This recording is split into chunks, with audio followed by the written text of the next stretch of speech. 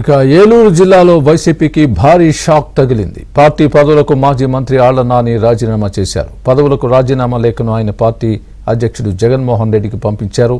వ్యక్తిగత కారణాలు, ప్రత్యక్ష రాజకీయాలకు దూరంగా ఉండాలనే ఉద్దేశంతోనే పదవులకు రాజీనామా చేస్తున్నట్లు లేఖలో పేర్కొన్నారు. జగన్కు అత్యంత సన్నిహితంగా ఉండే ఆళ్ల నాని పార్టీ పదవులకు రాజీనామా చేయడం పార్టీ వర్గాల్లో కలకలం రేపింది.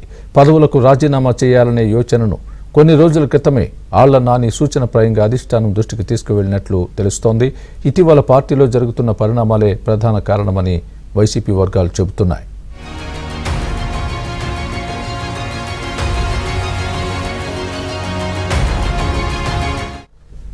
ఇటీవల ఏలూరు జిల్లా అధ్యక్ష పదవికి ఆళ్ల నాని స్థానంలో కొత్త వారిని నియమించాలనే ప్రతిపాదన తలెత్తింది. దీనికి అంగీకరించిన ఆళ్ల నాని తన స్థానంలో ఏజెన్సీ ప్రాంతానికి చెందిన జట్టి గురునాథరావుకు ఇవ్వాలని పట్టుబట్టారు.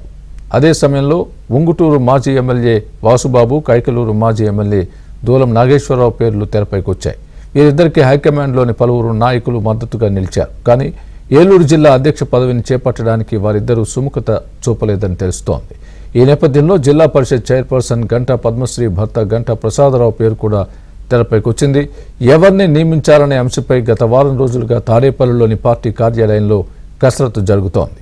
ఈ అంశం ఒక కొలిక్కి రాకముందే ఆళ్ల నాని తన పదవులకు రాజీనామా చేయడం సర్వత్రా చర్చనీయాంశంగా మారింది.